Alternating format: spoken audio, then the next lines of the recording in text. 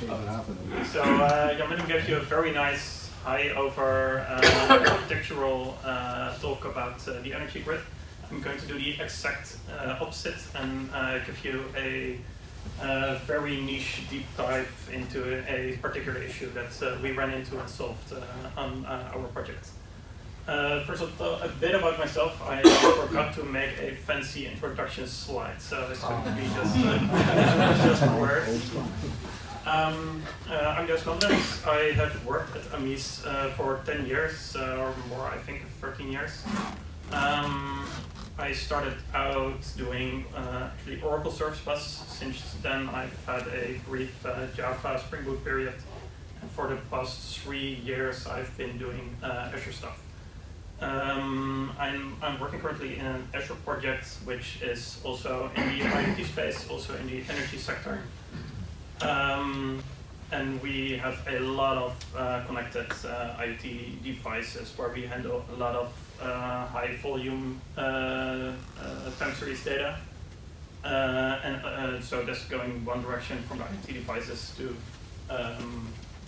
the cloud and the consumers. And the other direction as well. We have a lot of commands that are coming from various applications that need to arrive at these devices. And I'm in the middle. I'm really doing the Azure stuff. So a lot of Azure Functions, Azure Service Bus, Event Grids, Event Hub, ADX, stuff like that. I also have a GitHub page which has a grand total of 1 public project. And that one public project is about Service Bus retries, which is what I'm going to talk about as well.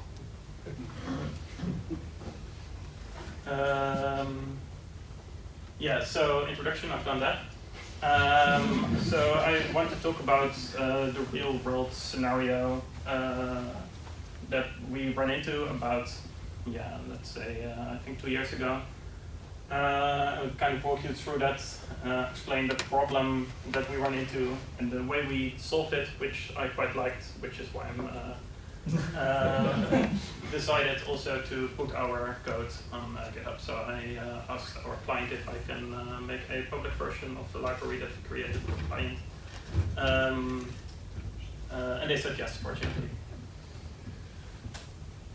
So what we are doing is we have some devices, and these devices aren't small devices. These are large industrial devices. Some are windmills, some are different kinds of energy producing devices, and they send us data, but we also send them commands, and some of these commands are quite fleeting, like you have to do this now, and if those commands fail, it's kind of alright because 4 seconds later they're going to get another command, and so that's okay. But they also receive schedules, and these schedules sometimes tell them what they need to do for the next 15 minutes.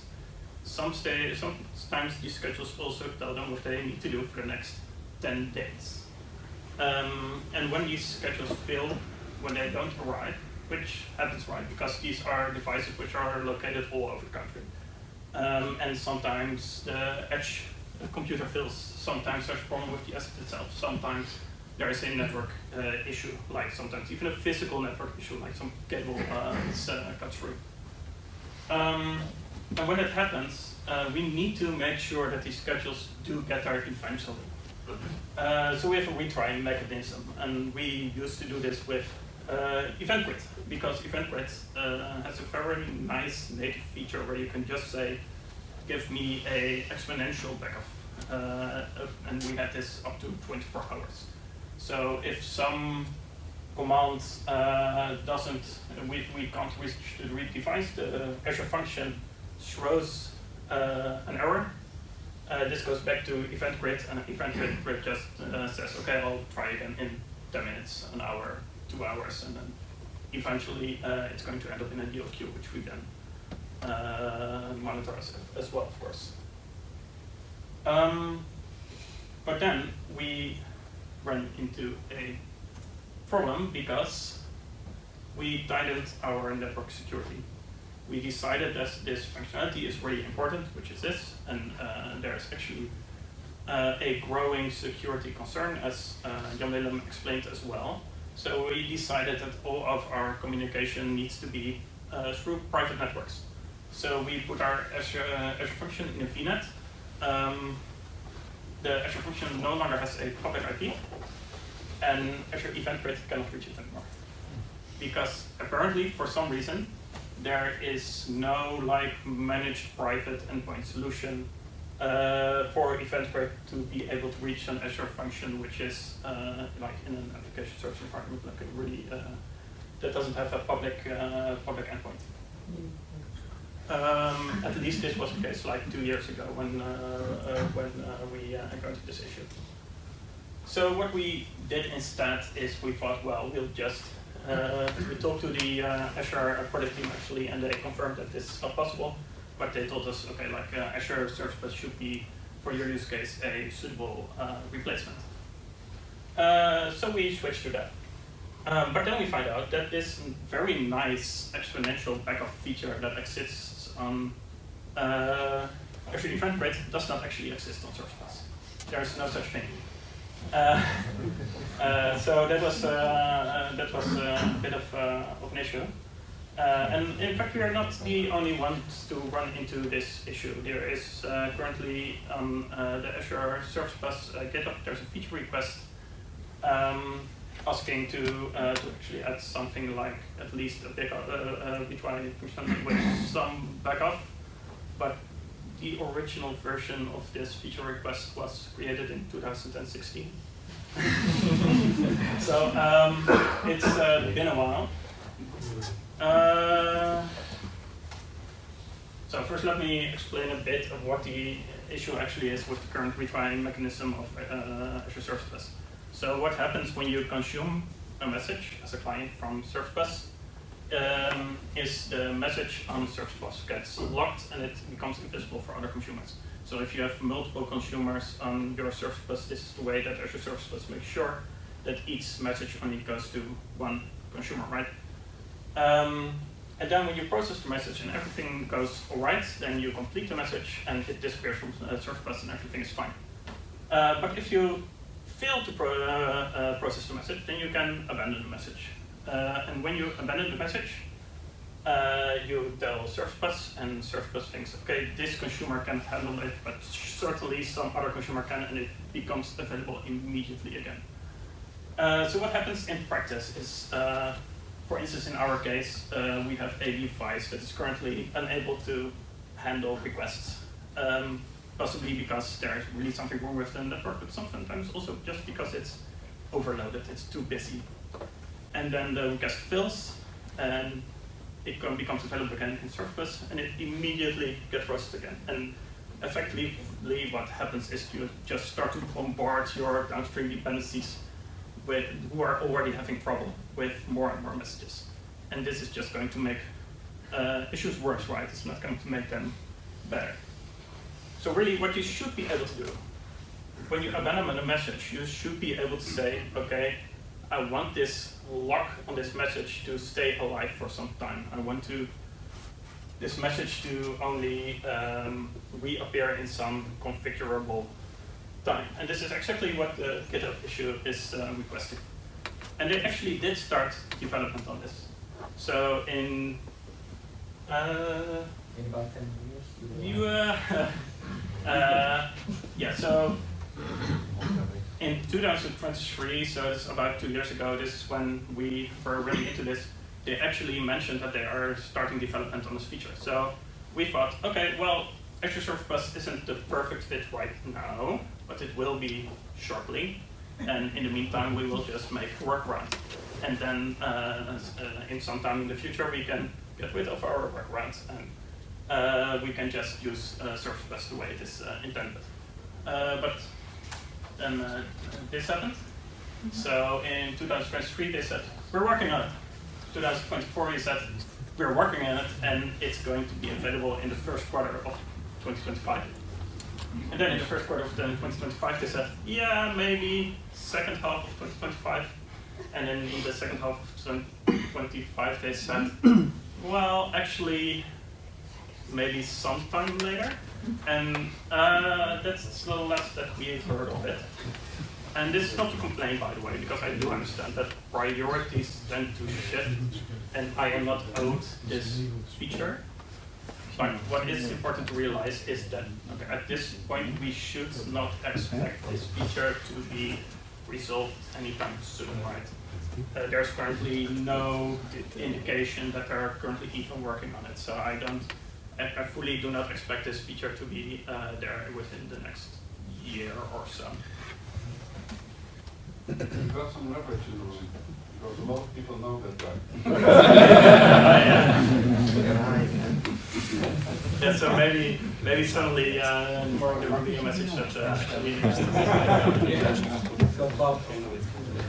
Hey, but we have GOE. yeah, they are actually adding some other cool stuff, which is apparently at higher priority. Okay, but let's now talk about the solution. And I do acknowledge that the solution that I have is a bit hacky, and there are some situations where it doesn't work, but there's also a lot of situations where it does work. And at least as a temporary workaround, it was certainly good enough. But if you are in a situation where you have another alternative, like using event grids or something similar, given the fact that there might not actually be a permanent solution forthcoming for service bus, I would maybe recommend looking at that. But if you do want to use service bus and you do need this feature, then this is something you could look at.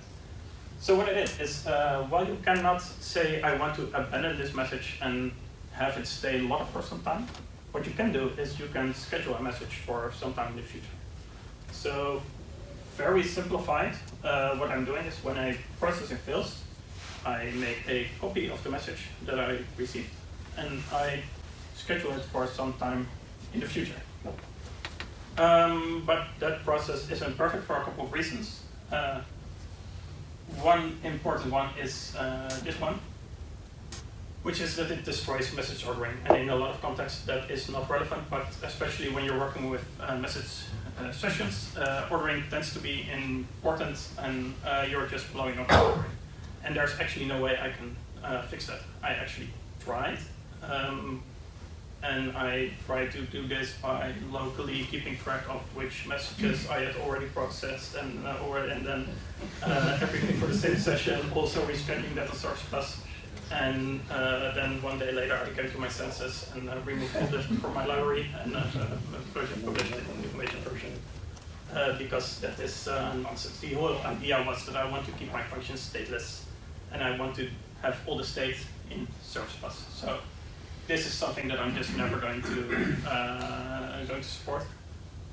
Another thing is the message that comes in has a time to live, and we want to preserve that. Another thing is, well, we don't want to reprocess our message instantly, so we need to make sure that we actually keep count of how many times a message has already been processed. And we need this as well in the case of exponential backup to know how long our backup actually should be. So then it becomes something more like this. So we get a message which is either the original message which does not have a message wrapper, or it comes in with an envelope which I created, which has some information about the original TTL, some information about the identifier of the original message, and as well as the number of times it has been tried already. Then I pick up the original message, I try to process it, and then if it fails, I look at my retry context from the message wrapper that I created. I decide when it should be scheduled, and then either I reschedule the message, or possibly if I have reached my maximum number of tries, I just abandon it to the service queue so that then it can actually get DL-queued. One important note is that here I am basically taking over the entire retry mechanism from Service Bus.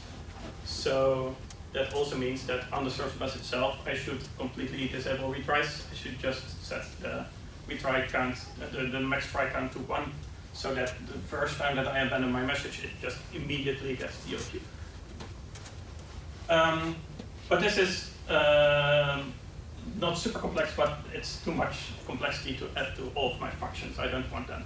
So instead, what I did is I created a wrapper library around the Azure functions.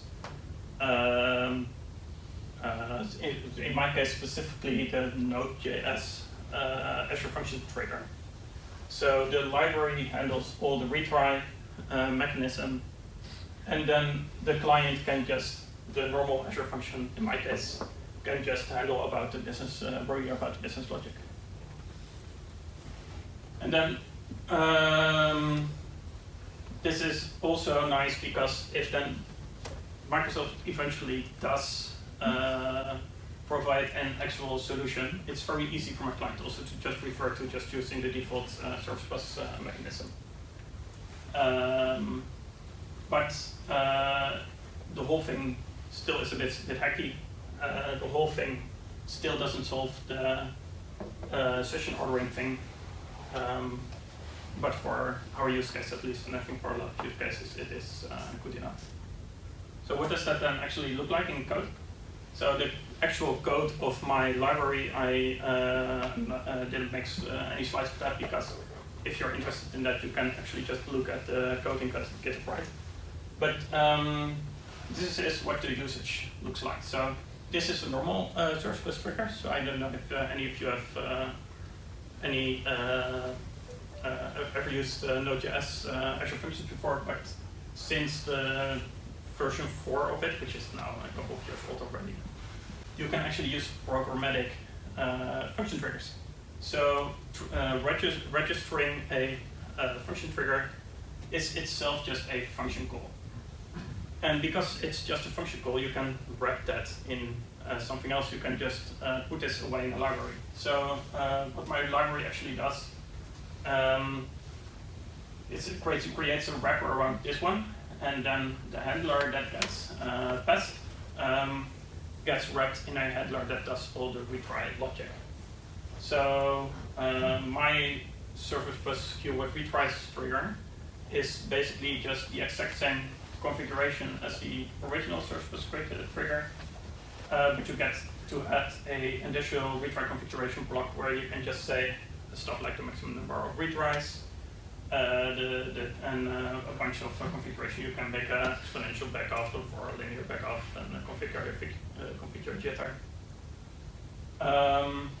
And of course, you need to have a send connection string, because if you, for this solution, you do need to be able to actually send to service bus.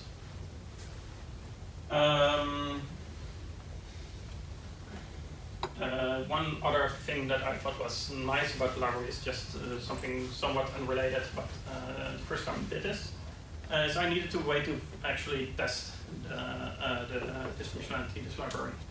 And doing a real test is hard, because then I don't want to send up a service bus on Azure every time I want to test something. So I've been working with the service bus emulator, which you just can run locally, and then of course you can run Azure functions locally as well. So I made an integration test suite, which just spins up a local Azure function, which then talks against a local service bus emulator, so that I can do actual test scenarios. And that was actually it. Unless I have one more slide. So yeah, in the conclusion, yeah, I talked about this already, right?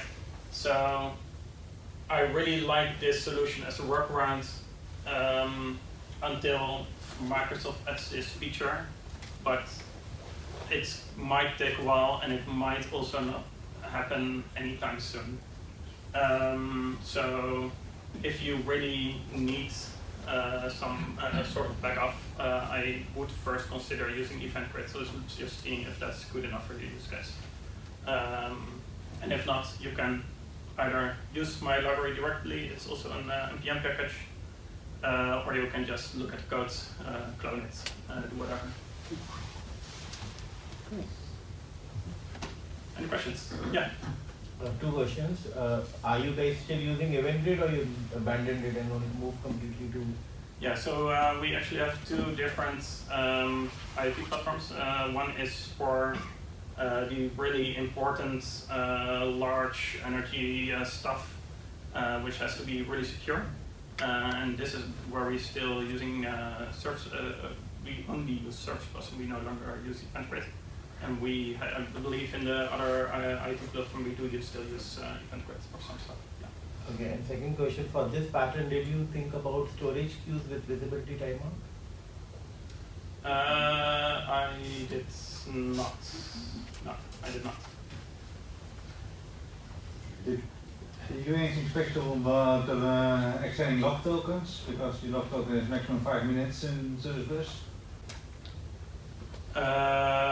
Yeah, well, we don't really need log tokens because we just reschedule a new message, right? So, and a scheduled message is just something completely different from a log.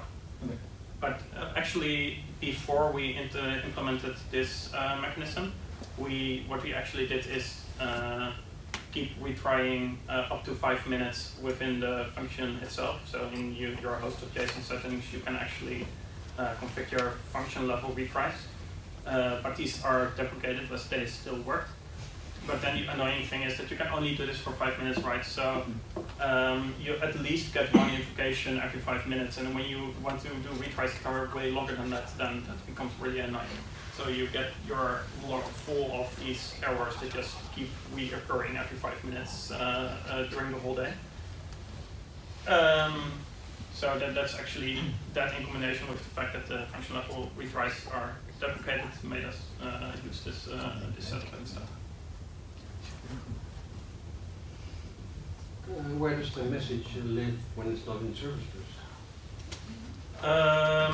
So this scheduled message actually does live in Service Bus. It's just invisible there.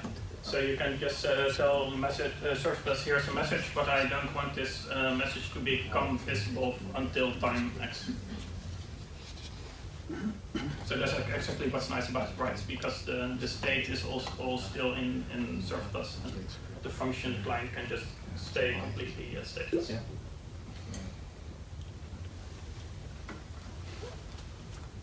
Anything else?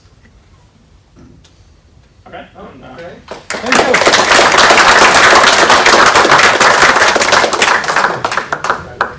Thank you so much.